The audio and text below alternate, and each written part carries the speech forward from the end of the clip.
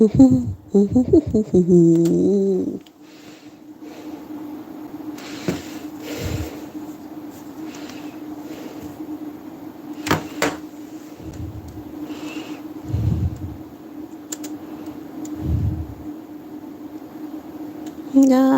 here. What are you doing? Over there. Apps, please. Losing my mind. YouTubey. Ooh, YouTubey. What is it? Jesus, not again. Every time I flip that thing.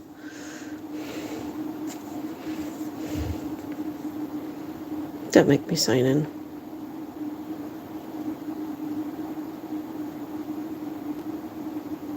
I will cast to TV if needed, but don't make me do it. Oh my god, really?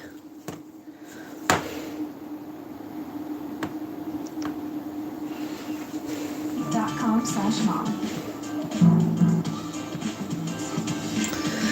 What a pain in my ass. Wow, Mom, this month. I need to buy my mom some sandals. She wanted sandals for her Mother's Day. We'll give that a few minutes and then we'll figure something out. Good evening, everybody. Good afternoon, maybe? Still a little bit early. I'm gonna make some faces today, kind of like this one. Because, I don't have any of these guys done up, so I'm gonna do a few of those. Don't think I need a hot glue gun right now, so put that to the side. You are still fucking doing that, aren't you? It's not glue on the eggs, burger. It's not normal, outlandish, unnatural food hybrids. And select. And nothing happens. Okay, that's annoying. What's up here?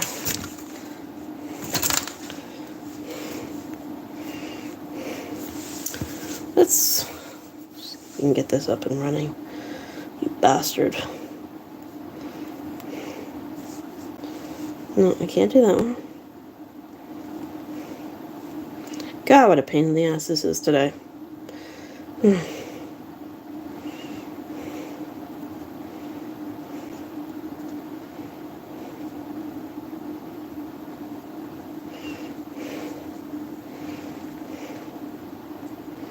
Come on.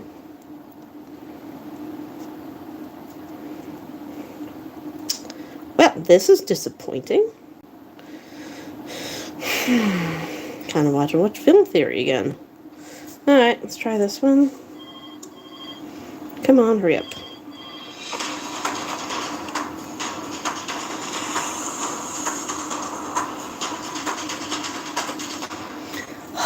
I don't know what's up with my TV. It is not wanting to behave itself. Oh my god, there's 12 people here. Hi, guys. Sorry, usually nobody ever pops in, but I am working on some things today. I need to make a few of these. So I got some wooden coasters, and I got some polymer clay, and we're going to make a big mess today. So that is the plan. At least I hope it is. I'm trying to get something up on YouTube, on the TV, so I can have something to listen to. Hi guys. I was up in Fredericton. Oh, thank you for the love. I was up in Fredericton for the weekend. Sick as a goddamn dog, but I made it there and back, and I didn't even crash the car, and I'm so proud of me. Minus the homeless guy who was sleeping outside my bathroom window on my second night there, but not. Nothing's perfect. We live, we learn, we get a door lock for next time we travel. There's minor things like that. Yes. I'm okay. How about you today? I am not having good luck with getting anything up on the TV. I'm not sure what's going on here. I'm trying to get something to listen to. Another minute. He's like, no background music. I'm sorry.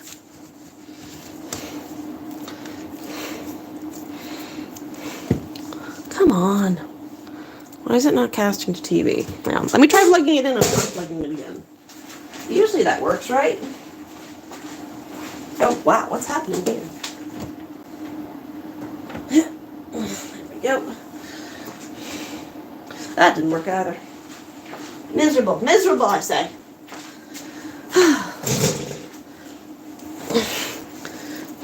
Come on. I'm sorry about this, guys. I thought it wouldn't take more than a few seconds to get this up and running, but it's not doing me any favors today. Nope, not doing that. The wind no longer whistled through the trees. Then Of course not. how dark it was. You should be able to connect. I don't know why it's not connecting. I don't want to shut down the stream just to get that done.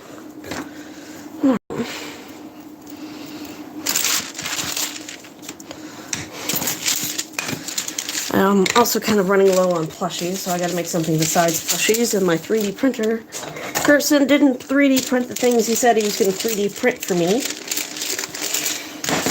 Even though he said, like, if you're gonna do something for somebody, and they're paying you, let them know what the fuck is going on. Seriously. Like, a couple of weeks ago I said, hi, I need this, and 30 of those. Can you do that for me? He's like, yeah, I can get that for you. I said, awesome, I'm going to be driving by on, because he lives about an hour away. He's like, great, I'll be driving by, the end of the month. Can I pick up what you get done by then if you have anything done? Yeah, I'll have it all done by then. Okay, great, perfect, not a problem. So I'm driving up by, I'm like, hi, I'll be there in an hour, I'm leaving now. No response till the next fucking day. So this day's probably better, like on your way back. I'm like, okay, fine, good, because like I'm 6 hours away now, so there is no point in me turning around. So I'm driving back. I'm like, hi, just passing the city now. I'll be by your place in about 3 hours. I haven't got them all printed. I had some... Oh, no, he didn't even say they were all printed. He said, my wife is sick. I can't come down. I'm like, that's perfectly understandable, Sick people take priority, right? I said, well, I hope you feel better. I'm going up on Wednesday. Can I pick up, on Wednesday? Yeah, sure, I'll pick up on Wednesday. So, drive all the way up there. I'm about 15 minutes away, because I had to stop somewhere else. And I said, yeah, I'm about 15 minutes out. Can I swing by and pick up the horn? Oh, they're not all finished yet. Well, can I pick up what you have finished? Well, when are you going to be here? I don't know, probably about 30 minutes. Oh, I'm not at the shop. What the fuck?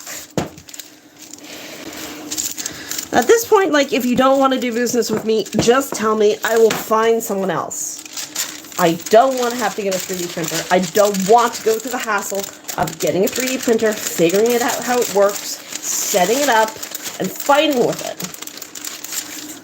I am incapable of that, okay? I am. I'm incapable of it. I'm at the age now where technology, when it's new, doesn't work for me.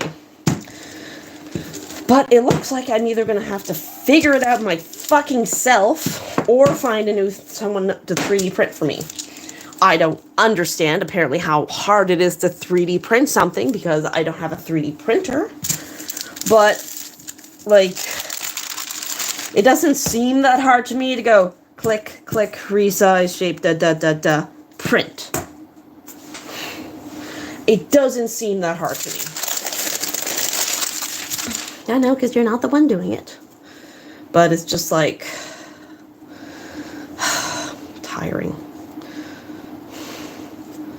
Like, if you're going to, like, waste my time, at least learn to lie better. Because, I mean, it just popped up out of nowhere. You knew when I was coming.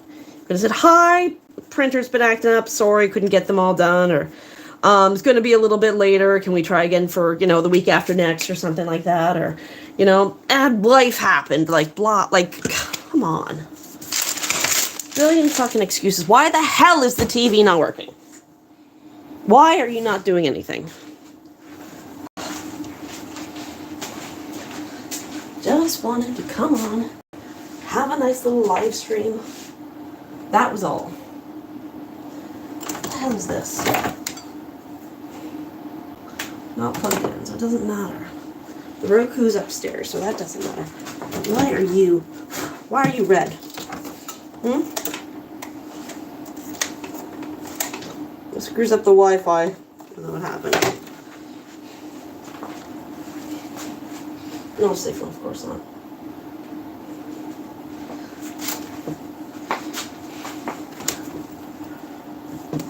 Holy fucking cobwebs, Batman.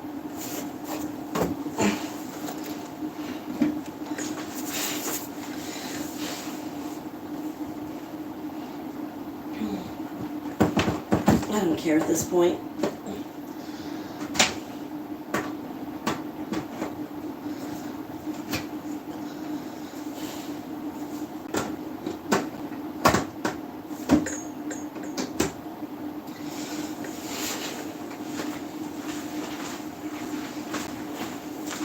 Everything's still working, sort of, kind of, not really. Hi guys. Hello.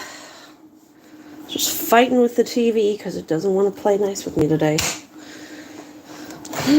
Just fucking pissed off is what I am. Yeah, just the usual bitching.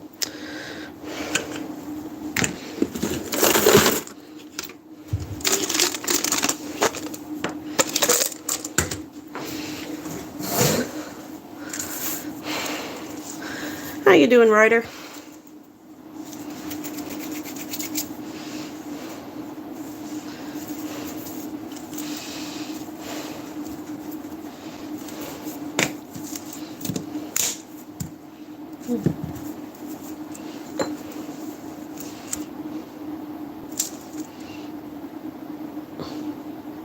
If I order another bottle of this and it doesn't come in because of the stupid postal strike, I'm gonna be so fucking pissed. He is feeling better. Well, he was feeling better. And about a week or so after he ended his medication, he started sneezing, coughing, and hacking again, so I got a hold of the vet and I got another bottle of medication for him. So we're doing a second round of the medication. He seems to be feeling a bit better.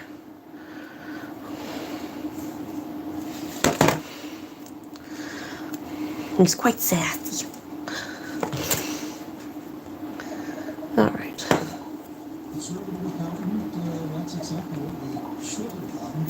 All right, please work.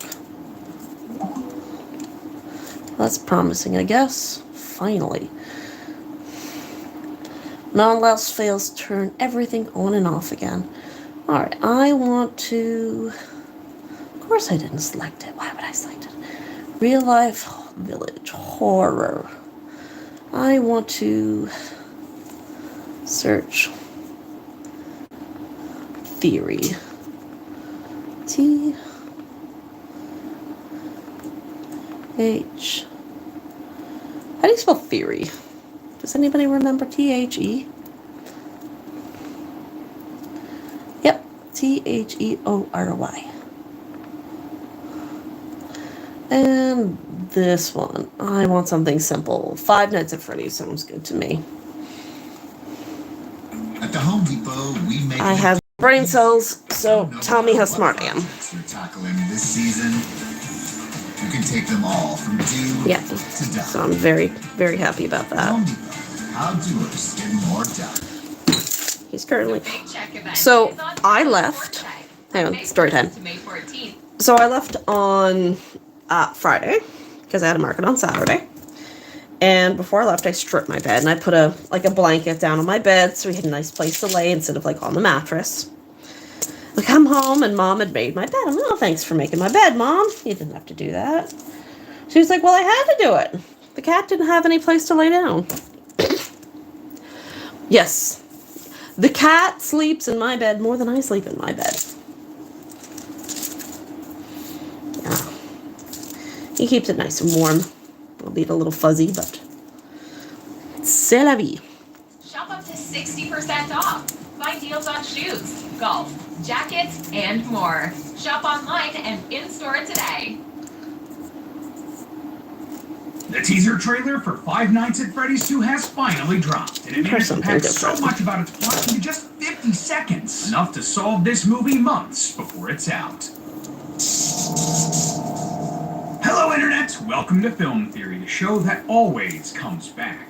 Just like you can always come back by hitting that subscribe button. So loyal theorists, the time has come. Five Nights at Freddy's is coming back to theaters this year. We're truly in the end game now, and the marketing for the Five Nights at Freddy's 2 movie has started up, with our first big look into the film coming with its official teaser trailer. Now, obviously, FNAF is a huge part of theorist history. I mean, it feels like we've done literally hundreds of Well, I videos can't do about this anything with that franchise right over at now, our but I can sister put it to the location, side. Game Theory. Hope But it don't the squish films it. are an entirely different beast, an entirely different timeline to theorize about. Matt trusted me to take on franchises like this as the film theorist. He trusted me to do our very first theory predicting the first movie because he was in it. So it's time to do the same with FNAF 2. In the past couple of weeks, Tom and I have sat down and really put our heads together to figure out what the heck is going on here. Like, clearly this movie is taking cues from the FNAF 2 game. But that was a prequel to the first game, and this is clearly a sequel. What are the consequences of that change? What does it mean for the story? Well, it might not look like we have a lot to work with to figure that out. I mean, this trailer is barely 45 seconds long. Can we really crack this movie wide open with just that? Well, we figured out more with less, and I think we've done it, loyal theorists. By looking at this teaser, comparing it to what we know from the game series, adding in our speculation from the fallout of the first movie, and using the rules and laws of filmmaking in horror series like this, I believe I've solved where this movie is headed months before it's out. And not only that, but I think we can get a pretty good idea of where the inevitable FNAF 3 movie is headed to. So grab your spring-lock suits, loyal theorists, as we take a bite out of this teaser. So, okay, first things first, let's make sure we're all on the same page after this first movie, just in case you need a little refresher. I mean, it has been a couple of years at this point, so understandable. Five Nights at Freddy's was the story of Mike Schmidt, a down-on-your-luck young man taking care of his kid sister Abby as he takes on a job as the night security guard at Freddy Fazbear's Pizzeria. Mike is haunted by guilt for the death of his little brother Garrett, who was murdered by the serial killer William Afton, who also so happens to be the owner of Freddy's and killed several other children at the pizzeria years ago, and now those spirits haunt the restaurant and want Abby to become one of them. So Mike teams up with Afton's daughter Vanessa to take down Afton, save Abby, and hopefully find some peace for the ghost children. Well, at least until this sequel hits, right? Now with that out of the way, let's go through this teaser shot by shot and frame by frame. We open on a poster for Freddy Fazbear's. The glass on this poster display is broken, which may mean that it's the same poster we see in the first movie. If you don't remember, Max's brother and his gang of hooligans smashed and shattered this glass when they broke into Freddy's in that movie. Not sure if it's exactly the same poster, but it probably doesn't matter since I doubt we'll be spending a significant amount of time here anyway. Regardless, we do know that we are going back to the original pizzeria in some way. We know this thanks to some of our fellow FNAF tubers who did a set visit during the filming of this movie. Here we see that the studio rebuilt a facade of the front of the restaurant, but not the whole thing, so I doubt we're going to be spending a ton of time inside of it. Either way, this is just an establishing shot for us and the teaser, so let's move on. Next, we see a shot of an endoskeleton turning on. If you don't know, these are the mechanical parts inside of the animatronics that let them move and work. We actually see some of them getting worked on in the previous movie, but it's also worth noting that this one from the teaser, it isn't the same type. This is an Endo 02, a more advanced type of endoskeleton that we first saw in the FNAF 2 game. And I mean, hey, that makes sense. Like, it's the FNAF 2 movie, of course they're taking cues from the FNAF 2 game. Anyway, you can tell this thanks to the curved mouth on this one. The original endoskeletons in the first movie had squared-off mouths. And there's a voiceover for William Afton, welcoming us back to Freddy's. Welcome back.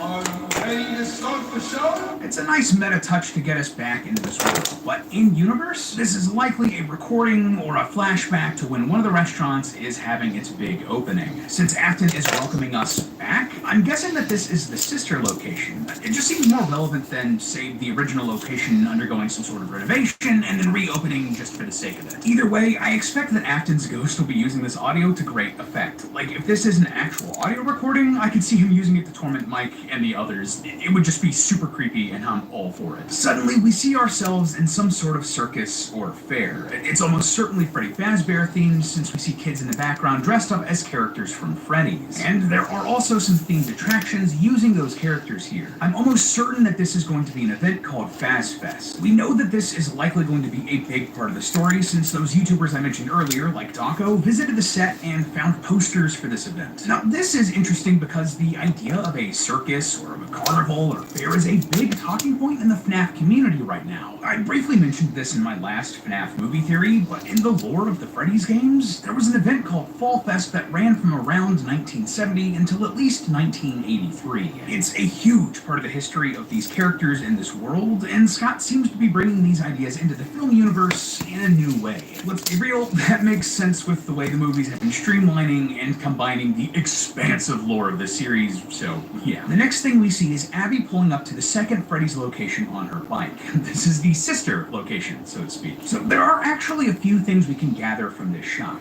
First off, if we look at both the state of the restaurant and the surrounding area, this location has been abandoned for a long time. The outside of the building is run down, and the parking lot is overgrown with weeds and grass and the like. We can actually see this more clearly in those behind-the-scenes set visits from the FNAF tubers. Oh, and funnily enough, this building is actually in the same parking lot as the facade of the first Freddy's location that they built for this movie.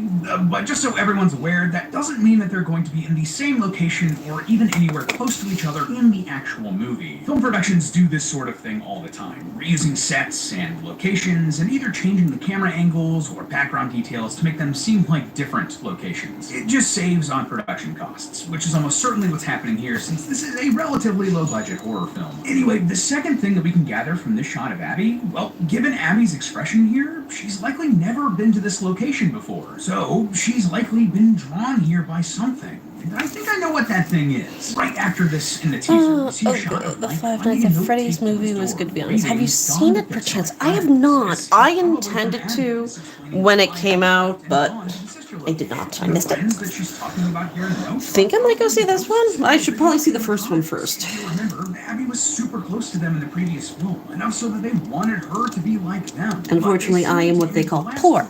So, this note tells us that like the last movie I went to saw was, Jesus, English hard. Could be a lot of things. Being trapped in What's that thing? body, Wolverine and Deadpool. ghosts, but Which was exactly what I expected, and I was not disappointed at all. Loved it. Controlling or hurting the spirits. Anyway, we might also know how they're talking to Abby. During one of his charity live streams, Dr. revealed I need to find a better way to make some texture. I gotta put your head back on. Screen on it, reading.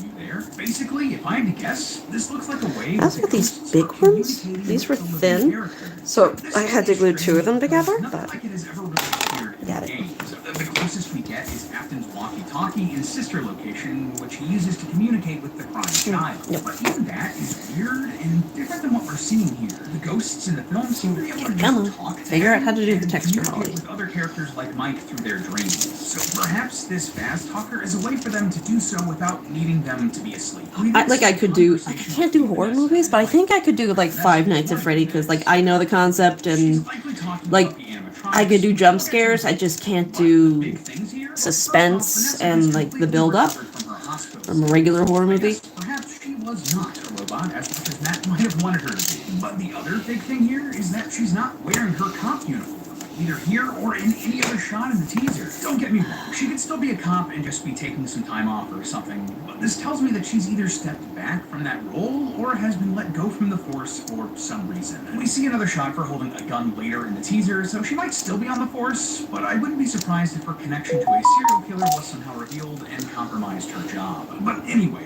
why was she warning Mike that they're out there? Well, that's because of the next few shots that we see here. Yeah, we immediately see what looks like Toy Bonnie peeking in through a curtain into a window of a house. Shortly afterwards, there are a couple of other shots of Toy Bonnie lifting up some sort of needle as if I think there was a movie that came out not too long ago, and I did want to go see it in theater because it was like a comedy horror.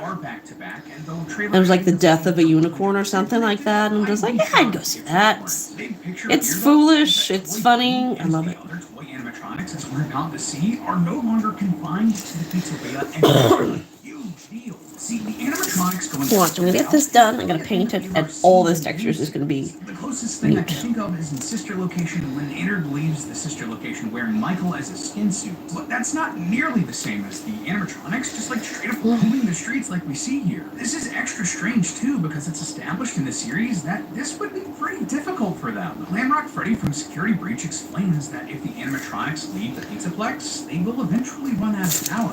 Some endings have Freddy using a car battery to stay active because of this. And it's not not just the security breach animatronics either, but in the week before novel, a story set in the week before the FNAF 1 video game, one of the main goals of the original animatronics is to be able to leave the pizzeria. To do this, they overcharge themselves so they don't need to charge themselves again, at least for a while. These toy animatronics might need to recharge at some point, giving our heroes a ticking clock that they can outlast as the animatronics slowly have to power down, perhaps over a series of days. So basically, they'd have to survive 5 nights at Freddy's, or rather, 5 nights outside of Freddy's. Of course, this scene with Toy Bonnie isn't the only scene throughout the teaser with the animatronics outside of the pizzeria. No, it could be a nightmare. By classic character actor Wayne Knight peering through a closet window in a school.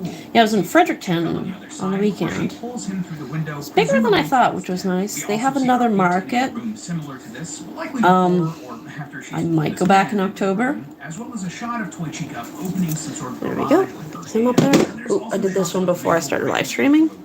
This was an old one, but needed some upgrades. Someone getting attacked and pulled up to the ceiling by Mangle. It looks like that last scene probably also takes place in this school. And another shot shortly after this sees another new character, a blonde girl, looking up and screaming. I'm trying to get some texture to these, some of the dries. This is likely from Mangle's point of view. See, because I did this one. And I just, like, you can see, like, where I use the liquid Sculpey, and it lumped up a bit. Like, it's not bad, but if it was over the whole thing, then you could call it texture. I never got to. You never got to what? I'm sorry. I was chattering and I forgot what I was asking about. Looking terrified. So I'm betting that this school sequence is actually a big set piece for the movie. We then see a man's hand pressing a Showtime button to start an animatronic show. This is likely at the sister location since we see a different Showtime button in the first film, and that one's on a wall, not a podium. Next up, we have a shot of a silhouetted man in a hallway. I'm gonna bring up Pinterest for a minute. This is actually a really effective shot, in my opinion. It's very I wonder how big my leg is. Hang on. almost certainly William Afton. 1, His build 2, looks a lot like 3, Matthew Lillard, and 4, he's going to be in this 5. movie somewhere. Alright, so I'm about 5 seconds behind. Not bad, but not my best. It's literally his ghost haunting Huh. the zoo. I wonder if these little plastic pellets would melt in the oven. Maybe we should try that. Abby's brother Garrett's who he also killed. This is likely setting up or reminding us of Afton's connection with Mike and Garrett, which will be explored later in the series. Actually, while we're on the subject, I gotta say, I think it's surprisingly the lack of Afton that we actually get in this teaser. There we go. Oh, there's an idea. Alright, I have an idea. I should finish you, though, so. I wouldn't be shocked. I don't want to put a unicorn horn on you. I think this would be a little bit too fragile for its size. Let me see if we can put something bigger. Right? The time spent with Afton here in this second movie, in my opinion, would be better spent setting him up as a larger villain in the third film. But I digress. Now we get a shot of a large Balloon Boy animatronic, eyes glowing as he activates inside one of the pizzerias. You can tell that it's that because of the checkerboard pattern here in the back of the shots. It's just classic FNAF imagery. Balloon Boy actually returns here from the first movie where he was just like a strange, haunted figurine. Talk about a glow up, am I right? So the fact that we're getting a Balloon Boy animatronic isn't that surprising. I mean, he was in the FNAF 2 game after all. But an interesting connection here that we put together, well, in Tom's very first FNAF Theory as host of Game Theory, he talked about the Fall Fest and how that makes Balloon Boy make way more sense. Like, a guy holding balloons doesn't really fit super well with animal animatronics, right? But it would make sense with something like a carnival or a circus. Character walking around, handing out balloons to kids and visitors. The fact that the movie seems to be rolling the idea of the circus We could do here with unicorn with that. Fast just really makes that work even more. And finally, I never we're watched at the Yelp uni- oh, Showtime the unicorn Toy movie, yeah. Freddy walking through Fast Fest. If you notice, there are tons of other cosplayers here in the background. It's just a really cool touch. Now then, that's all of the shots Wait, for the no, I trailer. can't do that. but what can I we need learn that here texture. by reading between the lines? Right. And can we look back at some of our previous speculation and see how it lines up? Curious. Well, the first big flag that I planted in our speculation about the rest of the FNAF movie series was that Garrett, Mike's brother that Afton killed, was going to play Charlie as the spirit-possessing puppet. If you don't remember, the puppet was an animatronic The introduced softener. I wonder if I soften this clay enough. It'll just kind of be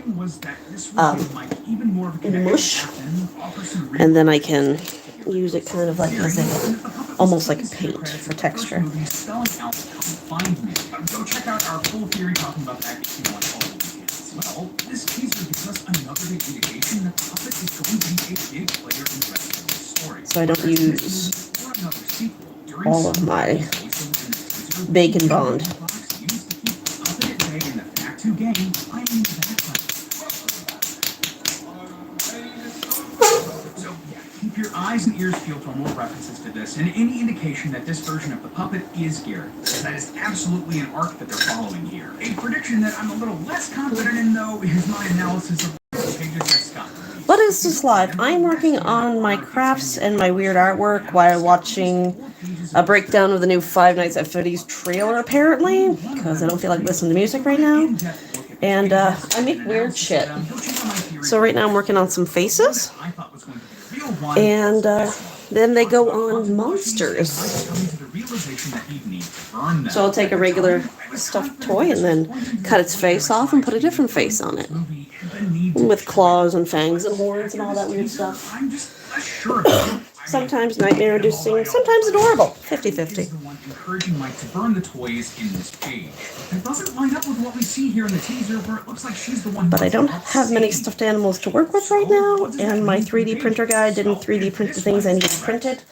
So I'm just improvising tonight with other things that also need to get done before the end of the month. Children into what we believe to be one of the pizzerias and into a secret room underneath its carousel. This page is an entirely realistic option. It actually came down to this one plushy burning page, but the reason I didn't go with it originally was because some of the characters present in the script probably shouldn't have been. There we go. But now, especially with how the FNAF movie franchise is mixing and matching elements from across the entire game series and timeline, I'm less sure about that. So, okay, if this page is legit, then that then begs the question, who is this guy? This man leading these kids into some level below the pizzeria? Well, obvious answer would be Afton, and that this is some sort of flashback. The page really implies that these kids are his actual children. We don't see Vanessa here in this flashback, so I don't think that this is happening. So, who is it? Well, I believe that it's the person who's taken over Freddy Fazbear's Pizzeria and is the entire reason this second movie is happening.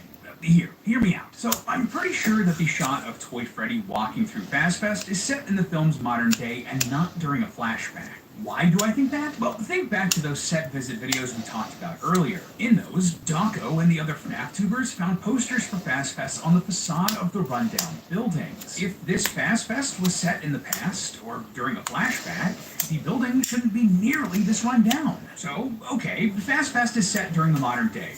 What does that matter? Well, think about this. The last time that we saw Afton, he was dying in his Springlock suit and his soul was being tortured by Golden Freddy. So if Fazfest is set in the current day, and if Afton, the person who owns the Freddy Fazbear franchise, is dead, who is putting on Fazfest? Well, if I were a betting man, just like in FNAF 3, where some third party came in and bought all of the Freddy Fazbear assets to make a horror attraction, someone came in and bought all of Afton's assets after he died, and they're trying to relaunch the Freddy IP with this Fazfest. That is the guy from the Cold Open page. Oh, and as an aside, this could also explain why Abby feels like she needs to go help her friends. If a new group or company has come in and bought up all of the Freddy Fazbear assets and are trying to relaunch things, they may have taken parts from the previous animatronics to sort of repair or enhance the toy animatronics. And if they mixed and matched parts from the different animatronics, that could leave the spirits feeling mixed up and confused. Similar to how the Funtime animatronics from the games were built using remnants, which just jumbled up their spirits. If you don't know what remnant is, bless you, you sweet summer child. It's a long story and not super relevant to this theory today, so just don't worry about it. Anyway, I believe that... Just say Magic Metal that was created by torturing children. They are simple. And they stumbled into something way darker than they anticipated. There we go. They somehow That's some activated texture. the toy animatronics, angered the ghosts, and now they're on a killing rampage through this town. So Mike, Abby, and Vanessa have to stop the animatronics while helping to save the ghosts. All while they're haunted by the memory of Afton and Garrett. Perhaps Do that. literally. So that's a lot. And while that's everything I think we can glean about this movie from this teaser, I do believe we can sit down and look at what they've shown us here and get an idea of where future FNAF movies are going to. See, the very fact that we see the animatronics out and about in neighborhoods and carnivals and schools in this movie means that the FNAF film franchise is following an arc traditional for these sorts of horror films. With every single film, they need to be going bigger and better than the last. From one building to a larger neighborhood and a school in FNAF's case. And that tells us a lot about the stories they're going to adapt for the third film. We've talked about this in previous FNAF movie theories before, about how a third FNAF movie likely isn't adapting FNAF 3 because it isn't as exciting a game to transfer to the big screen. Like, if they kept things super faithful, it would just be like Josh Hutcherson and William Afton hanging out in an old building for an hour and a half. It's not exactly riveting cinema. And after watching this teaser, I think Scott and the filmmakers have realized this too, because they already seem to be incorporating a lot of the more interesting details from the FNAF 3 game into this movie, with someone new coming in to restart Freddy's. Because they're already likely using that plot point from the FNAF 3 game, I doubt that they'd reuse it in a FNAF 3 movie. So they'll need to do something else. FNAF 4 and being stuck in a dream makes even less sense. I'm gonna need to get It's so something heavy to... and weird and isn't the escalation that the filmmakers are probably looking for. Right, a dream just feels smaller. I could see them work with these That's guys. the arc of these sorts of films, and why eventually we get movies like Jason X where they jumped the shark so high they ended up in space. So think that through. We went from being in one location in FNAF 1, the pizzeria, where most of the hauntings happen in a single place. Once you actually leave Freddy Fazbear's, the characters were more or less safe for the rest of the movie. Now we're in FNAF 2, where the threats and hauntings have escalated outwards. The animatronics are no longer confined to a single location. They're out and about, attacking people in a wider set of locations like in a neighborhood or at a school. So what would a third movie need to do to go even bigger than that? My first thought was that maybe, hey, they'll pull a Jurassic Park 2 and we'll end up in a city of some sorts. And then I thought, nah, that'd be kind of dumb. Like, what is Scott gonna do here? Pull out the old Plushies Take Manhattan script? No, man, no. They could do something similar to Pizzeria Simulator, but I'm also skeptical of that simply because they don't really have people gather and burn it all down like The texture. movies worth of animatronics just isn't it. So, I need texture. well, say it Where with am me, I gonna get security some breach. texture? I mean, yeah, we saw that coming. We already have Vanessa as a main character in these films. A large mall or building like a pizzaplex is a natural escalation for these sort of horror franchises. Ooh. This would let us introduce another new slate of animatronic characters that fit the cast that we've established in these movies, and the bones of the security breach story would allow. I didn't even closure for notice Mike, it has those Abby, lines and in it. Vanessa. Shoot. They could end the story by burning Okay, never everything mind. down and releasing the spirits of the dead kids, all while moving on from the trauma and experience themselves. Plus, it would allow for this FNAF movie trilogy to hit all of the biggest and most recognizable parts of the FNAF games, while leaving other, more out-there projects like Help Wanted or the novels open for adaptation down the line should the movie franchise be successful enough to continue. It all just makes too much sense, and that's why I'm planting my flag here now. Five Nights at Freddy's 3 is going to be a security breach adaptation. And hey, maybe if it does well enough, one day we'll get far enough along in this series to adapt FNAF World. I actually think that would legitimately be pretty cool, but hey, that's just a theory. A film theory. And Really? Wow. I've learned something about take that to the logical extreme. This adorable yellow rectangle might have some truly dark. Alright. Something else. Over 1 million creators and brands are growing faster, engaging better, and selling more. What about you? Fuck is that thing? Every comment, Marvel's DM, asleep. and story mention. Or let people comment a keyword to automatically receive personalized messages. Turn comments into cash, sell more products, boost event signups, and crush affiliate sales all on autopilot. Get the most out of it. Try many Does have a little bit of texture. It's an old brush. That's like a skin texture. It's quite lovely. Still see a bit of those triangles, but that's fine.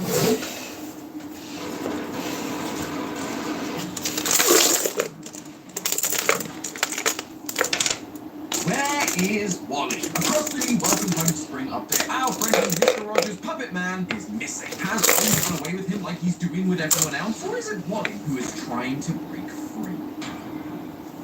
Hello, Internet! Welcome to Game Theory, the show that is sending what did I do you this free time? salutations. It's time for frolicking in the flowery meadows, enjoying the sunshine, and if you're me, seizing your brains out. That's out!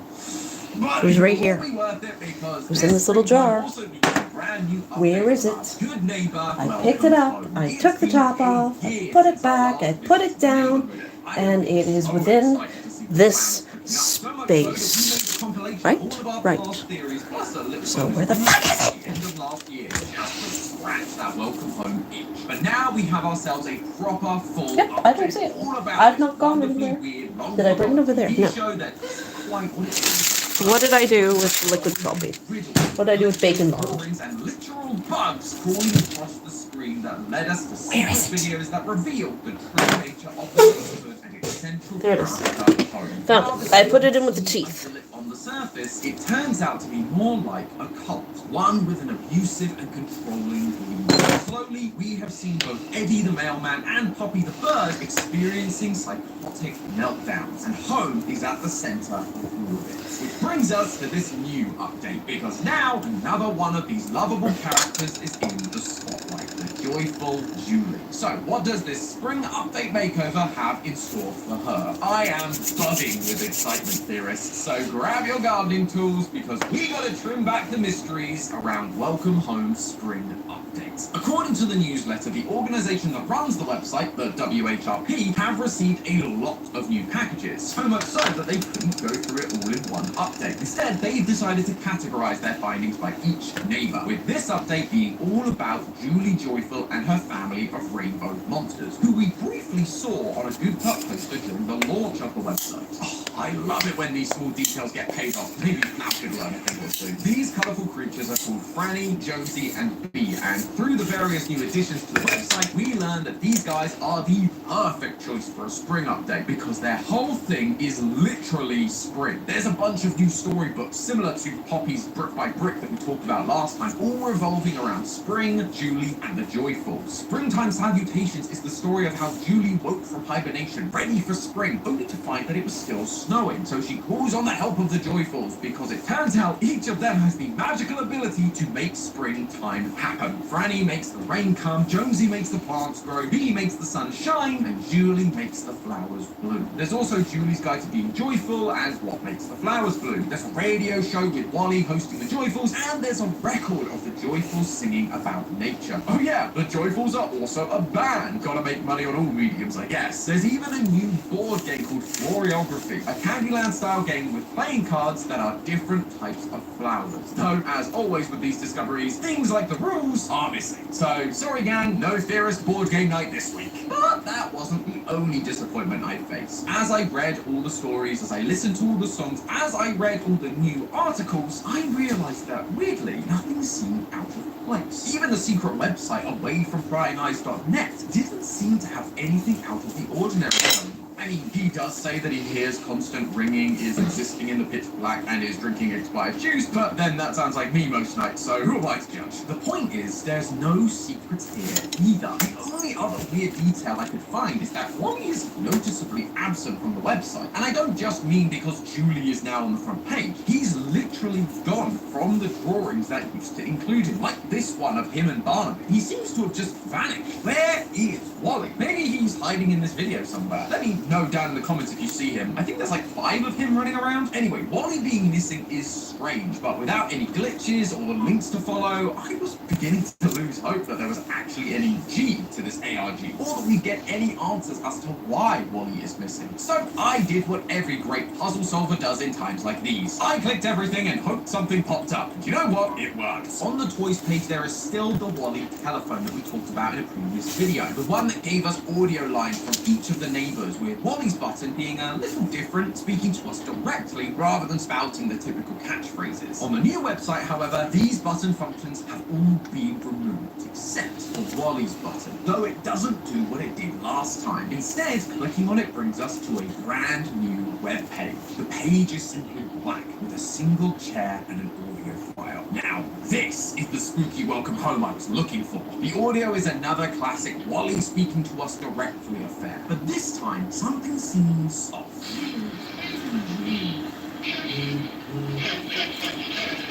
Wally has always talked a little funny, but his voice in this clip is all over the place, with inflections going up and down at random, almost like audio that's been cut together rather than spoken in full sentences. Working on a couple of monster faces. What you doing? Talking to my mommy. Oopsie, still gassy.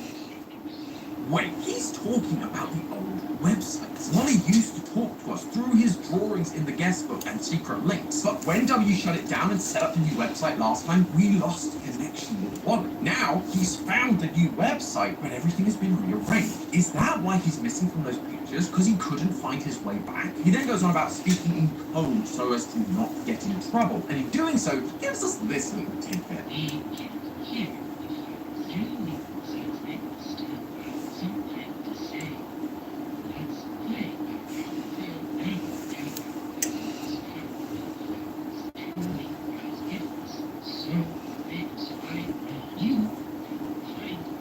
Now we're getting somewhere. Wally wants us to find words from flowers, and that will explain to us what's really going on with him and this website. The thing that immediately springs to mind for me was the new board game in the toy section, Floriography. Floriography is a fancy word for the language of flowers. Basically, the idea is that every flower carries a secret meaning. Things like witch hazel can mean hope, daffodils can mean regard, iris can mean message or messenger. And so when you create a bouquet of flowers, it's not just a nice gift, it's imparting a hidden message. Maybe you should pay a little more attention when you're buying some flowers for your mother this Mother's Day. But the cards from this board game are presenting us with a bunch of flowers, and that's not the only place they're present. The same flowers also Let go. show up on the pages of these new storybooks, and so we can trace their names thanks to the cards on the board game. For example, in Springtime Salutations, where Julie makes the joyfuls bring spring, you can find trefoil, iris, and oleander. The meanings of these flowers are revenge, message, and beware. The question is now, what do we do with all these words? Well, the thing I felt that was missing from the previous updates was secret links, additions to the main website URL that would take you to somewhere new. And if you put these 3 words at the end of the Welcome Home URL, you are indeed taken to a secret page with a new secret video. And, oh man, I've lost my reception. It's going to be really hard to check out the website while the neighborhood's connection is this bad.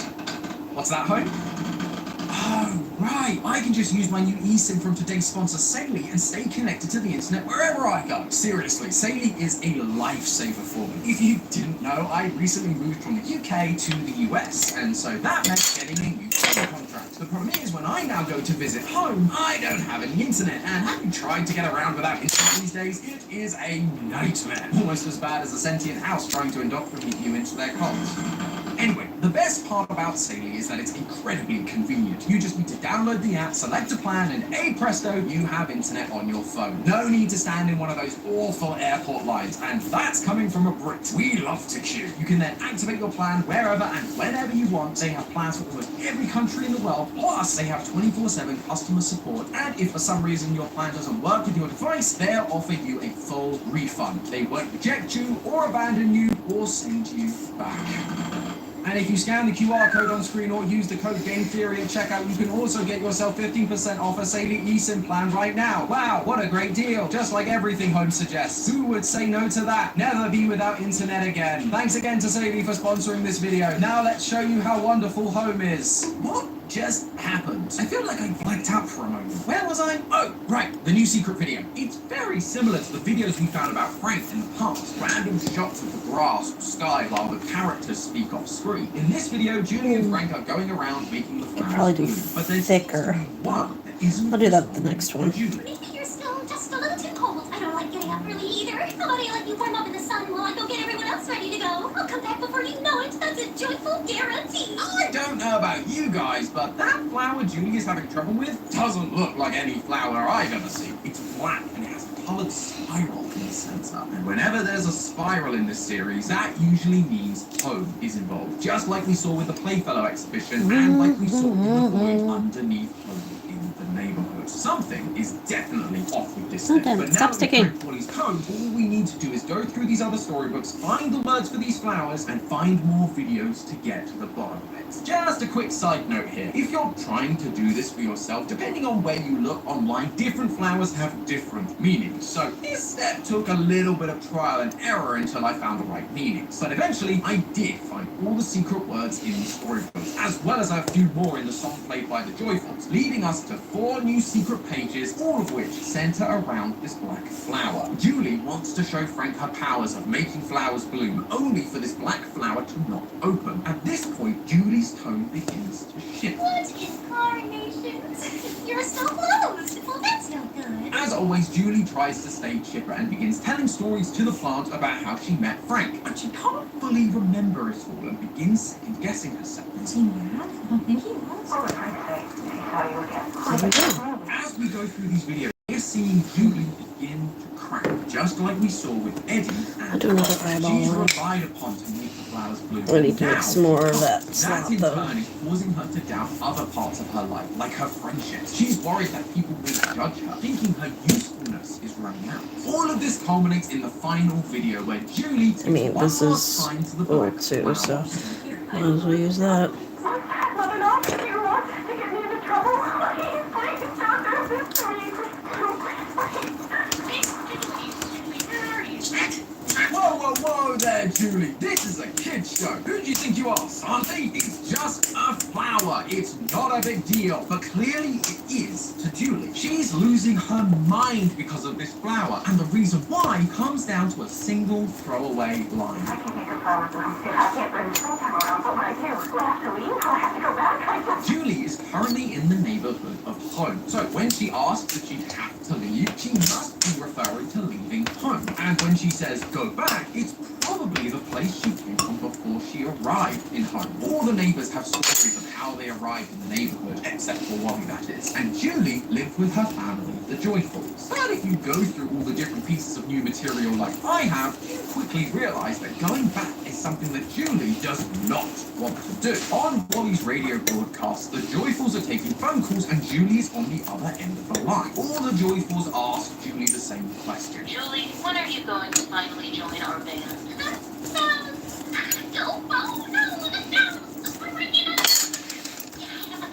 Doesn't sound like a happy family if you ask me. Something with the family isn't sitting right with Julie, and she doesn't really want to be with them anymore. This is likely what brought Julie to home in the first place, and that ties in really well with the whole cult thing that we've been suspecting since our very first theory. Cults typically operate by preying on those who are looking to escape, to get away from the issues they're facing in the real world, be it debts, lost loved ones, or family issues. Cults use this to draw people in, promising them a better life. They also give everyone a unique role to put value on them, like, say, being the one responsible for spring and making the flowers grow. However, it's these exact Maybe I should start a tactics cult. that cults can use to stop people from ever leaving. Studies into cults Been have thinking found about that it. some of the leading reasons why people choose not to leave, even if they might want to, is that the But I don't want it to be a bad cult, so I don't think I could use religion.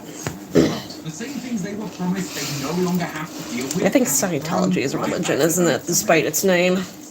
This fear is what drives members to keep working hard and follow the ways of the cult leader. If they fail to meet the needs of the cult, they will be thrown back into the world they ran away from, where they will quote unquote suffer. This is what is happening with Julie. She does not want to go back to her family. She came to home to run away, and now that she can't fulfill her job and make the flowers bloom, she's afraid she'll be forced to go back to whatever bad situation awaits her there. Home is using this fear to control Julie, Right. just like it did with Eddie and... This one's set, so we can do this one. This is a little bit smaller, though. Perhaps this is the case for all of these neighbors. Each of them have come to the neighborhood from somewhere. So what are they running away from? In Eddie's episode, he was made to feel unwanted. Perhaps this is how he felt in the outside world as a mailman, constantly being attacked by dogs on people's lawns. Sally Starlight is constantly putting on shows and plays the leading role. Maybe where she came from, she was nothing more than a background extra. Maybe she was even booed off stage, unwanted. One by one, we're seeing home give each of the neighbors a reminder of the world they left behind and what it will be like again if they leave. And that fear is what will make them do whatever home wants. What that is exactly isn't super clear right now, but I do think we have some reasons as to maybe why it's happening now. If we look back over the list of flower meanings to the secret videos, we can see that they are actually describing what we're about to see in that video. The last video uses words like instability and tears, which is exactly what we're seeing happen to Julie. Julie is becoming unstable and is crying. The one where Julie forgets how she met Frank and the flower isn't speaking to her is called regard, forgetfulness, and silence. When Julie can't make the flower bloom for Frank, even though she promised she could, the words used are innocence, constancy, and a spell. Constancy means being faithful and reliable, and Julie is not being reliable. She cannot be faithful to her word. But the very first video we watched, the one where we first meet the black flower, the words used are revenge, message, and beware. As we said, the black along with the spiral visual tells us that this flower is connected to home. It is a message, a warning what is to come. Revenge. In a previous theory, we talked about how Wally, who was under Home's control, would react when the neighbors started bickering with one another. Home promised them the perfect life, saving them from their previous lives, but now they're ruining it. They are betraying Home and not being the perfect neighbors, and so now it wants revenge on them. It's punishing them to keep them in line and acting perfect. But this idea that Home is essentially threatening the neighbors into behaving, showing them what will happen if they don't, it actually gives us a little more insight into what was going on with Wally back at the very beginning of this episode. During his massive monologue, we get sound bites like this. I can hear Home. I want to hear you two talk. I know you are here. This is what we've come to expect from Wally. In previous updates, he's been talking directly to us, or to W, or to question answer. He's addressing us and trying to convince us to let him in. Let him, and therefore Home, take control. But then, midway through this monologue, this happens. You in the dark. Are we in trouble? I have to continue so that you, so that I do not know what to do, but we are doing. That right there is where Wally suddenly shifts. He drops the facade and admits he doesn't really know what he's doing. But we've talked in previous theories about how there seem to be two Wallys, or at least two sides to Wally. One that is under Home's control, and another that is sorry for the things that are happening to W and is looking for our help. But what I think we're seeing here is that it may not be quite that clear cut. And the reason I think that is because of the exact moment Wally changes tone. Are we in trouble?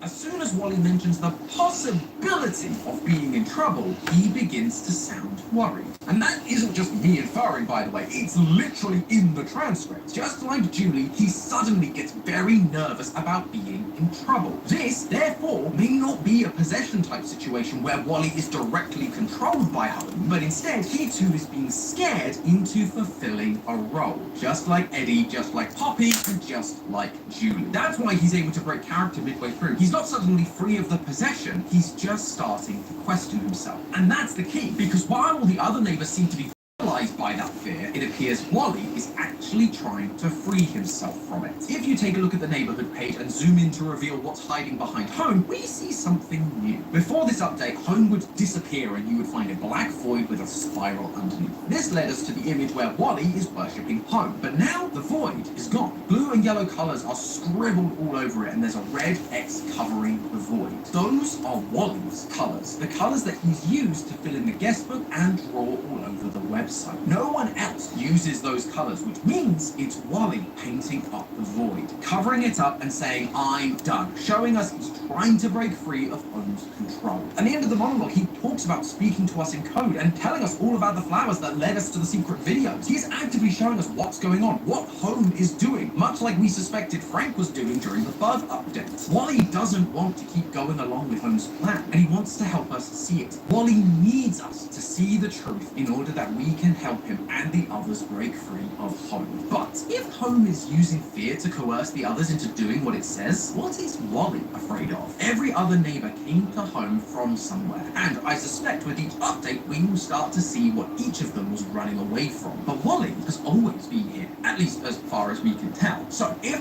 Home has a hold on Wally like it does everyone else, Wally must also be running from something that Home is able to use to manipulate him into being its good and faithful servant. According to the UHRP, there are piles of boxes to go through, so it may not be too long before we find out what that something of Wally's is. But I guess we're just gonna have to wait and see for the next update to find out. In the meantime, theorists, remember, that's just a theory. A game theory! Thanks for watching. World premiere on Game Theory. This is the complete lore of Welcome Home. Pampers toddlers keeps your baby completely dry all night long. Oh, that's nothing. With the new Bounty. It's 50% more absorbent, so you can use less. And one sheet holds up better while ordinary brands fall apart. Good! Get more done with one. Bounty, the quicker picker-upper.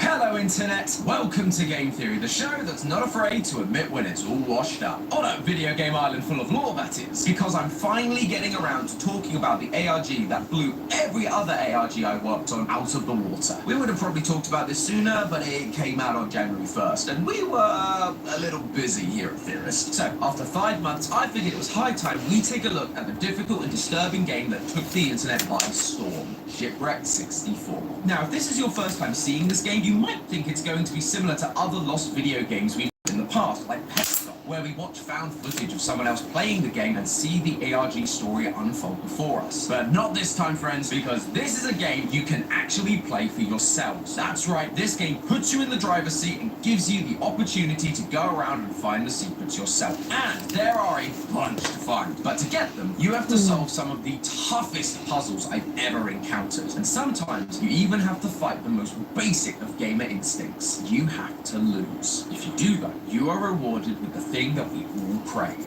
Lore. Lore about a company fallen on hard times, one man's desperate attempts to save his wife, and one of the most brutal mascot killers the internet has ever seen. This is truly one of the most disturbing and outright horrifying game experiences the internet has to offer, but it's also the most fun I've had solving an ARG in a long time. So let's set sail together, loyal theorists, as we go through the puzzles, solutions, and story of Shipwreck 64. Booting up the game, we're immediately given a choice. Well, kinda. We can see that there are two versions of this game. One from 2023, which is a recreated version of the original Shipwreck game. It's making sick to me now. There's a locked version that appears to be that original game. Indeed I am.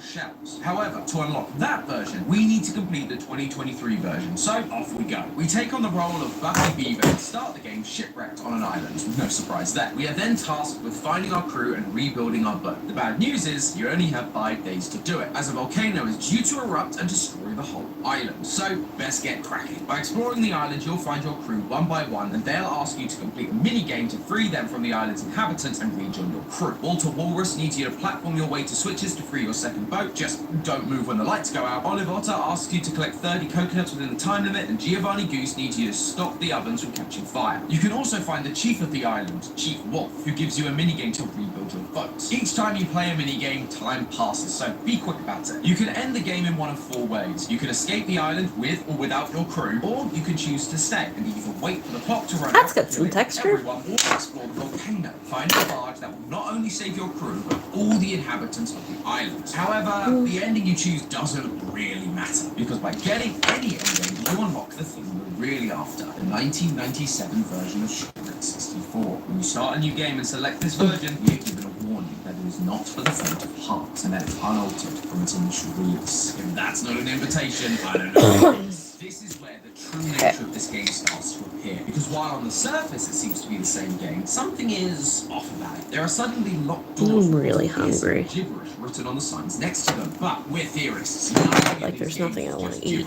This is a substitution. Every time I go upstairs, I'm not hungry. Essentially, it involves swapping numbers back and forth, creating the phrase A equals B, B equals A, C equals D, D equals C, and so on. Deciphering the 3 signs to the codes layer 2, room 1, layer 2, room 2, and layer 2, room 3. This doesn't mean a whole lot for us, but if you stand around for too long trying to figure it out, you'll see there's more wrong with this version of the game than a few misspelled signs.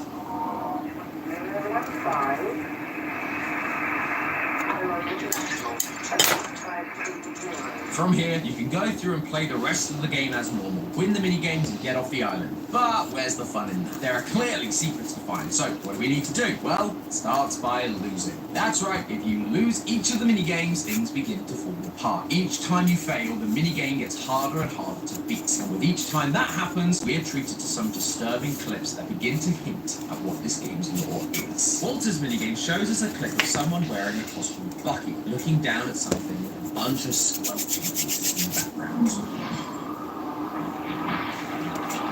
May not be able to see what's happening, but our minds can pretty much fill in the gaps, especially with an indie horror game. But this isn't the only secret Walter's game is hiding. Near the final switch, you're meant to go through this more door texture. and then out the other side. But if you instead jump over to the other side and then try to re-enter the door from the wrong side, you suddenly find yourself in a long corridor with a button at the end that plays a clip from a man named Mark Mullins.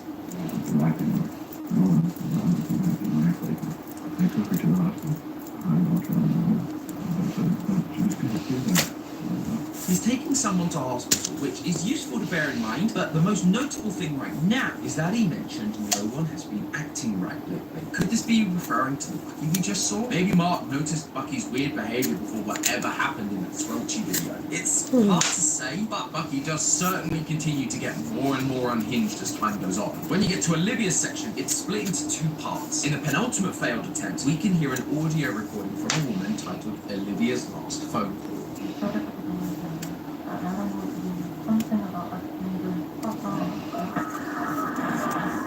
Olivia complains about him showing up again, only for Bucky to once again appear, banging to be heard and the audio going quiet. Normally, this is where I'd start theorizing about exactly what's happening here, but Olive's second section does that for us. You're back in the same room, but if you parkour off the walls, you'll find Olive face down in the water, a trail of blood behind her, and another Bucky staring down at her. Bucky, this evil Bucky, killed this woman, Olivia, represented by Olive, and dragged her body to the lake. Now, I thought that was pretty dark, but nothing could have prepared me for failing Giovanni Goose's game, because after a couple of failed attempts, Giovanni stops being interruptible. You can try, but nothing happens. And then...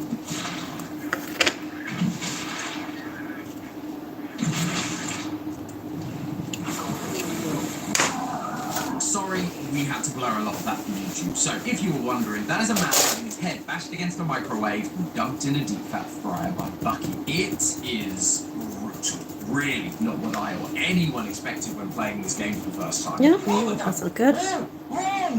So, what on earth is going on here? Well, if you break out of bounds through this glitchy wall during the Giovanni minigame, you can find a single oven engulfed in flames. Giovanni Goose laying on top of it. It seems to be a recreation of the gruesome scene we just witnessed. Giovanni Goose takes place of the human whose head was shoved in the deep fryer. With these characters being mascot costumes, it's possible that the guy we're seeing is actually Giovanni's human performer, and he was brutally murdered by whoever was playing Bucky. This would also confirm that the dead version of Olive we see floating in the river was another recreated scene. And while we don't know what happened to Walter's performer, Bucky standing over him with squelching noises playing, yeah, it doesn't give me the best confidence he's okay. That brutal clip we just saw also gives us a date, 1990. But this game came out in 1997, meaning the company would have had to have covered all of this up for 7 years. Is that why these videos are present in the game? To expose the company that the Steam page tells us is known as Broadside Studios? But if that's the case, who's trying to expose them? And why? For that, we need to go to this weird glitch you can find in the living quarters area after you fail the minigames. Walk into the glitching wall together and you'll find yourself face to face with Chief Wolf once again. Only, it's not Chief Wolf. The name that pops up on screen is Connor. At first I wondered if Connor was another victim of Bucky, the actor for Chief Wolf, but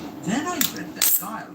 It is strange. They talk about polygons working together to create an illusion, and go on to say that they made all of this. Is Connor the game's developer? Is the only thing that would make sense with this kind of dialogue. And there's been plenty of indie horror games with devs trapped in their own games before. Except, unlike most of those other game devs, Connor doesn't seem to be interested in escaping. They're just admiring their work, like they're proud of it. Gruesome videos and all. Considering how hard this I believe so, yep. I have a feeling this is more Don't think like I changed anything from last year, self-insert lol. a sign to the player early on from the dead, heading in the right direction. Okay, so we have an idea of who did this, but we still don't know why he felt the need to turn against Broadside. So let's keep digging. Remember those locked doors I pointed out earlier? The ones with the sign saying Layer 2, Room 1. Well, once you completely fail each minigame, those locked doors become unlocked. and allow you to travel to a deeper second layer of the game. Is this like an in-the-pool pool party? Can't get in there. I need food. Can't swim while I'm eating. Genius. Tiny bites. The chip will keep you dry. That felt mean and intentional. Game, which I guess explains the layer 2 thing. Now, I'm not going to run through how to do every little puzzle in each of these next rooms, or for the entirety of this game for that matter. There are so many puzzles that this would be an hour-long video if I were to explain each one step by step. Not every puzzle has more significance either. And finally, I actually think it's just fun to leave some mystery for you guys so that you can go and play this for yourselves. I promise you, it's well worth it. So, what I do want to do is to explain the primary puzzles that you need to solve to progress. Because I have never seen ciphers like this used before, and this won't be the last time they get used either. So, if you go into Walter's door, you'll eventually come across a room with a number of cabins and an audio player on the wall. It's labeled with code is RXBC. Playing it gives you a string of words. These words are part of the phonetic alphabet: Romeo, X-ray, Bravo, and Charlie. And look at that, those words are... I'm working on some things right now, but I will double check tonight. Not letters. So how does that work? Well, you have to take the number of times each word is said to get the number for each letter. In this case, Romeo is said 6 times, X-ray twice, Bravo twice, and Charlie 4 times. 6, 2, 2, 4. That will unlock the next part of your path. The second kind of puzzle is found through Olive's door. In one of the rooms is a recorder playing the song Hot Cross Buns, and on the wall it says code is ECDC. If you explore a little, you'll find another recorder that talks about downloading sheet music, and that is exactly what you have to do here. Look at the sheet music for Hot Cross Buns, count the number of times the notes E, C, and D are used, and bam, that's your code. I told you these ciphers were clever. But it's Giovanni's door that is the most interesting. Inside is a small theatre, which, if you stop and look at the screen, you'll see our 4 mascot friends, except they look nightmarish. I initially wondered if these were monster versions and that maybe this was the Bucky that killed the other 3, but we saw from earlier that Bucky looked pretty normal when he attacked, so I'm not entirely sure what to make of this right now. Nevertheless, we must carry on to the next room, the red dining room, and after some puzzles, an off. In the gallery, there is a keypad on the wall that once again requires a 4-number code to unlock. Next to it, you can see banners of 4 colours in order: red, blue, green. And if you paid attention to the room, you'll notice all the paintings are coloured. Some of them have numbers on them. Red is 8, blue is 3, and green is 9. Those numbers remain the same throughout the game, so do take notes. But once you get through the hallway, you'll start to hear something. I like that they're just giving us the word up. That is exactly what they're doing, Matt. This audio gives you all the backstory on Broadside Animation that you could possibly need to know. We learn of a man named Rex, an artist that struggled to find success, but eventually, in the 1940s, his first character, a rabbit, suddenly took off, only for him to lose the rights to that character, eventually leading to the creation of Bucky Beaver. If this sounds familiar, it should. It's exactly the same thing as what happened to Walt Disney in Oswald the Lucky Rabbit, and the rise of arguably the most famous cartoon character of all time, Mickey Mouse. And just like good old Disney, after a lot of success with this new cast of characters, eventually they would open up a theme park called Studio Grounds. However, this recording offhandedly mentions a previous part of Studio Grounds is based on one located on an island that you could only travel to by boat. To get to this point in the game, we've traveled through kitchens, dining rooms, beach huts, pools, theatres, all things that would make sense at an island theme park. It's not just the murders that are being recreated inside this game. This whole place is a recreation of that original theme park, Broadside Beach. Beyond the corridor is a museum and a switch. Hit it and we end up in a new hub room. Solve the puzzles and we find a computer with a switch that opens up a browser tab showing us a website for a company called Cogware Games. This About Us page tells us about the employees, Elizabeth, Harry, and Connor. Looks like we were right about Connor being the dev of this game. These guys talk about their desire to pursue 3D graphics as well as adult humor and, quote, some edge. Yeah, I think you might have overshot that one, guys. Moving forward though, the tone suddenly shifts. On the walls are drawings of the game of Hangman with most of the name Brandon filling in the spaces, text warning us to stop, and a drawing of Bucky with his third eye open. Something tells me going down here is going to start connecting a lot of dots for us. We're going to see things as they really are. And so, in search of that sweet, sweet lore, we continue to venture down into layer 3. Here, the world is dark. We're given a single candle and a tape recorder. On it, someone is describing the death we saw played out with the character Olive back on layer 1. Someone in a Bucky costume dragging a woman to the water and drowning her in the lake, confirming that what we've been seeing in the game are recreations of real-life events. We have to continue on until we reach the computer, and it has a lot to say. The horrors that are to come, the concepts of the layers we find ourselves in, and the ciphers we have been solving. The substitution cipher is a language known as Beaver Scratch. The alphabet puzzle is called a Shakespeare cipher, the music puzzle is a Mozart cipher, and the picture puzzle is a Picasso cipher. While this information is certainly useful, I feel like it would have been more useful, a layer ago when I was banging my head against the wall trying to figure out how it worked. But no matter. We're here now and we must go forth exploring the 3 doors available in order to move on. Technically, you can actually only explore 2 doors, but there are important audio recordings in each one, so of course I checked them all out. 2 of them come from Connor, who describes how progress for the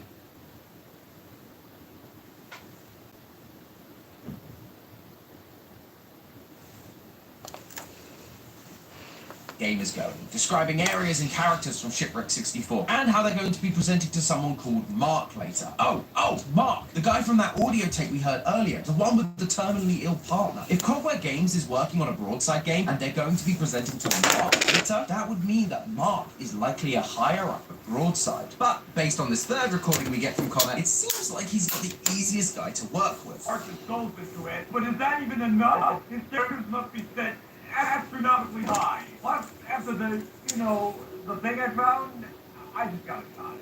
I feel so much less sick around that man. Once again, Connor is leaving a breadcrumb trail to reveal to us the truth about what happened and the company behind it all. It seems like Connor found the footage of these deaths, the ones that we've been witnessing. I mean, I wouldn't feel safe around a guy that lets monsters like this run loose, will you? Yet he also seems to still be willing to work with me. He's not acting like he wants to expose the truth he's found, so what changed for him to do so later? Oh, and speaking of monster, this particular room offers us insight into one of the characters we've not been able to identify, Bucky himself. So far, we found the victims, the devs of the game, and Mark, but the serial killer Bucky has remained a mystery. However, after looking at this wall, I believe we finally have a name. On the wall, we see the words, "Who are you?" along with a drawing that will look familiar to those of you who cleared the puzzles in Walter's Waterway. It's a statue of Bucky. There's also 7 letters missing, just like the ones we saw earlier in the hallway that spell out the name Brandon. Brandon is the name of the guy inside the costume, the one that was acting strange and lashed out to his co-stars. This is where the gameplay gets a lot harder, because now we are being attacked by monster versions of the 4 major mascots from the Turns out these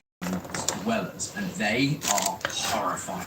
But regardless of this new threat, we are still on the hunt for lore, and it is everywhere on this floor. If you look at the walls very carefully while you're solving puzzles, you'll find notes from Cogware Games, and these blow a massive part of the Broadside backstory wide open. There are dozens of these notes around the level, but after just a couple, you start to get the picture. I was at the offices last night. I had brought a drive with me. It contained our presentation for Broadside. I didn't grab the drive on the way out. When I slid my drive into the slot, nothing I included was there, but instead a branching web of folders, the contents of which were repulsive. Many different folders, so many names, so many labels, so many mistakes. It's sickening. Folders dedicated to old cartoons, but not just that, cover-ups too. A little girl was crushed in the squirrel cruise, quite literally, head caught between the track and the boats. I saw the pictures, it's as bad as you think. Oh, and it gets worse, so much worse. Not only have guests died, but employees have too. Before Studio Grounds, they owned an entire island, and on that island, at the very least, there were 3 deaths. Connor definitely saw the horrifying footage that we've seen. 3 employee deaths that happened on an island resort owned by Broadside. Cogware Games decided to record murders and all. But if you keep going and complete the various Picasso and Mozart ciphers, as well as the big code-based puzzles around, I really like these big eyes. Oh, they're gorgeous. Some of the files we have 3 folders named Olivia, Nathan, and Gary. Olivia's folder contains Olive's character model, pictures of her as a human and in costume, and the audio recordings we've heard, as well as this note that once again confirms that what we've witnessed in the game is 100% I'm doing a lot of Cyclops, aren't I? Maybe away from that. We can also find the footage that we've already seen, as well as the aftermath of his corpse from being dumped in the deep fryer. Gary was Giovanni's actor, which leaves Nathan as Walter's actor. And in his folder, we finally see what was missing from the mysterious squelchy clip we heard earlier. Bucky walked over to him and beat him to death with a chair.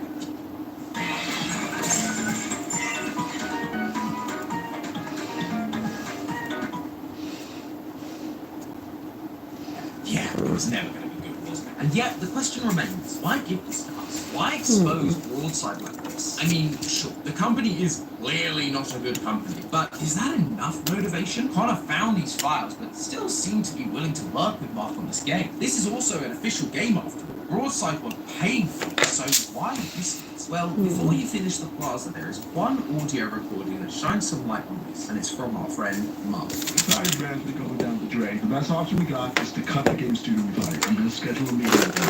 If they don't have exactly because we cut them off. I'm throwing the exact same amount of money I'm paying for Harlem. Game studio! Broadside was bleeding money, which is unsurprising when you're busy, covering up murders, running TV shows, theme parks, and your own freaking private island. Plus, this person, Harley, seems to be the loved one that Mark mentioned earlier in the audio log, the one that's going to be in hospital for a long time. He's also having to pay for those medical bills, and so the best plan of action is for him to cut all funding to the video game, or so he thinks. For a small indie studio, losing a deal like this could cause them to completely go under. If that happens, they'd likely then, especially if they happen to stumble across a bunch of files that reveal to them the cover-ups and murders that the company had committed. And once we leave Layer 3, that is exactly what we see play out. Layer 4 to start with is essentially a tech demo, but use the elevator to descend into the sewers and you'll once again face a gamer's worst nightmare. Not scary monsters, no, we love that stuff. Instead, you once again have to lose by getting caught by the dwellers, landing yourself in a jail cell, but also giving yourself access to a new area with some Picasso ciphers and 2 new audio logs from Connor. One titled Devlog Panic and the other Resolution.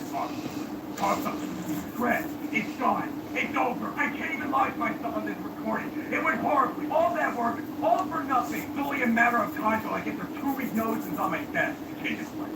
Liz has already done everything she needs. Harry's done. Well, I'm taking the risk. I'm completing this on my own. No help, no influence from Broadside, Mark, or any of those disgusting fogs. I was worried about what he'd do to me. By the time I'm done with him, he will regret the day he first uttered my name. Connor was blindsided by Mark's decision. He was ready to go in with a full presentation, only to be completely shot down and cut off from the project. Now, he's mad. Mad enough that he's going to make Mark regret everything by outing Broadside's awful practices, by recreating the past, as well as all the murders that took place, and by leaving a trail of breadcrumbs that we've been piecing together of how Broadside and Mark treated Cogweb Games. Anyone that got their hands on this game would be able to figure out what happened, and it would likely mean the end of Mark and Broadside. That could have been where the story ended. A scorned developer taking revenge on a man that ruined his career. However, the game keeps going. There's a demo for a game that you have to download and play to unlock more. Be right back.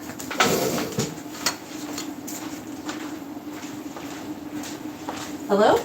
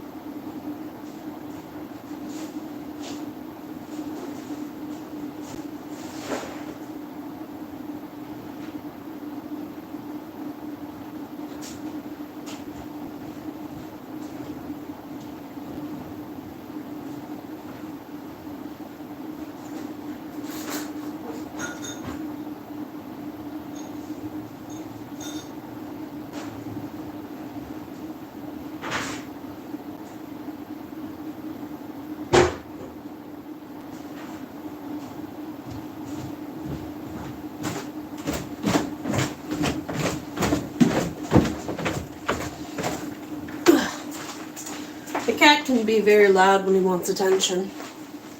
And I got some supper. Like this, and then we'll get back to it. Can I just say, it's insane for an ARG video. It's one thing to link to web pages and YouTube videos like we've been doing throughout this game, but to create essentially a second game just to hide a few codes? I tip my hat to you, sir. Truly inspired. But thanks to that demo, we now have access to the final layer, Layer 5. At this point, we are introduced to a new character, a character that the game describes as made of wood and cloth, except it can move and even speak.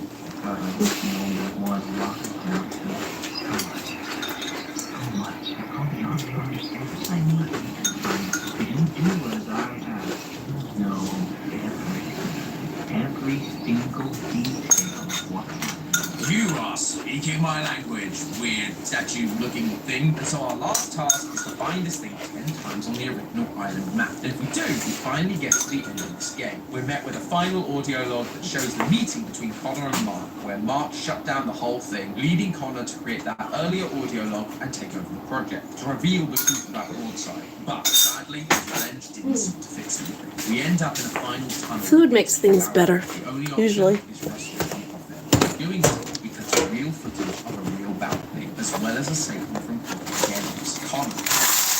We get some slides from found. The game is pulled from source. Connor's efforts once again covered up by Broadside. Likely pinned on him as a rogue indie game developer trying to slander their good name, just like we've seen time and time again in other indie franchises. The majority of them were total fabrications from the mind of a complete lunatic.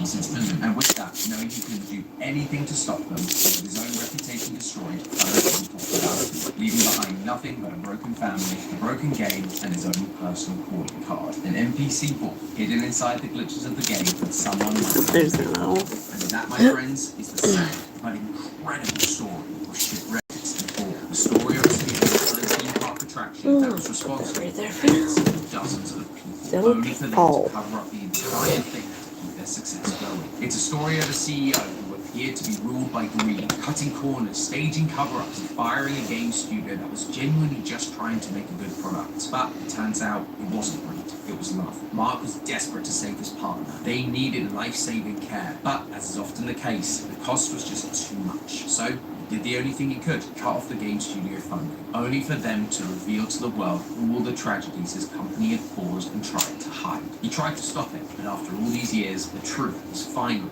revealed. In the end, both sides ended up losing. What an incredibly powerful story and an incredible gaming experience. However, while I feel really good about the answers we've come to today, I can't help but feel there's more that I'm missing. I know that there's a bunch of posters and audio recordings we didn't get to mention simply due to time, but even still, despite the length of this video and the hours I spent playing the game, I actually think I've only scratched the surface. We still don't understand why Bucky's actor went on a murder spree. If this game is designed to be a recreation of the real island, then what are the dwellers about? We saw enough pictures of these nightmarish characters, so where do they fit into all of this? And what's the truth behind that weird wooden entity we chased around the island at the end? I know the answers to those questions do exist. However, it's gonna have to wait until next time, because to fully understand them, we're going to have to venture beyond just the game, and into the deep lore that hides in documentaries, demos, and ARGs that are all present on the developer's YouTube channel. So if you are interested in getting those answers, let me know down in the comments. And of course, make sure you're subscribed so that when the video does drop, you don't miss it. In the meantime, friends, remember, that's just a theory. A game theory! Thanks for watching.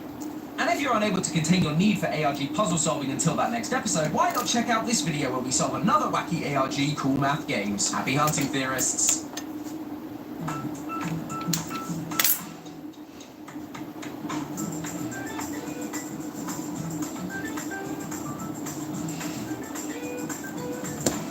Wide enough. Transformez votre espace instantanément. Procurez-vous notre film de protection électrostatique à seulement 0 €. Imperméable, résistant à l'huile idéale pour les cuisines et les dortoirs, il adhère sans colle et se nettoie facilement. N'ayez plus peur de servir. Achetez dès maintenant sur Temu.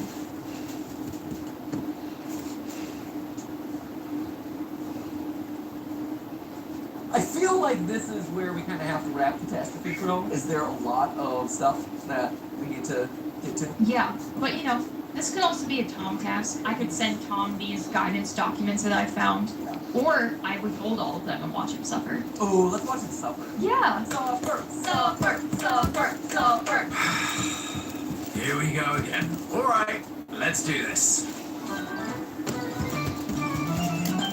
Hello Internet! Welcome to Game Theory, the show that, like a crow, is always looking for shiny new theories. Although, while today's theory is definitely shiny, it isn't entirely new. 3 years ago, we released a video on the criminally underrated game Catastrophe Crow. This quote-unquote lost Nintendo 64 game was full of great puzzles, creepy symbolism, and more lore than you could shake a tail feather at. And you got all of that without even having to play the game. Yeah, this was one of those Petscop situations where a bunch of YouTubers released videos about finding the game online, and using their footage, we were able to piece together the story of loss and desperation that was hiding beneath the surface. The game's source code was eventually dropped online, and so people could play it for themselves and solve the last few remaining mysteries. But we here at Theorist figured that was pretty much the end of it. A cool one-and-done ARG that would slowly fall into obscurity as the internet continued to move forward. That was until last year. Suddenly, there was an official Catastrophe Crow plushie being released, and with it, a series of ads that teased something new coming April 26th. Lo and behold, April 26th came around, and the new thing we got was the game. Again, I was kind of expecting something, you know, new. I guess it is nice you don't have to be elite hacksaw to get the source code working anymore. So naturally, Matt and Ash checked it out on GT Live, and they were very keen to let me know that there was something more going on here. Suffer. And boy, were they not wrong. There is so much more happening here than there ever was in the original. There's now floating cat heads, mysterious cryptic graves, and buildings covered in corpses. Got our boys hanging out. Hey guys! These guys do seem like they're ready to go. And I too am ready to go. Ready to go and decipher what the heck any of this means and figure out the true ending of this iconic ARG series, Catastrophe Crow. Let's start with a quick refresher on what happened in the story all the way back. A lot of work in that, but it doesn't feel like much. Someone's gonna love it. A video titled What Happened to Crow 64, where he reviewed the fictional history of an unreleased video game made for the N64.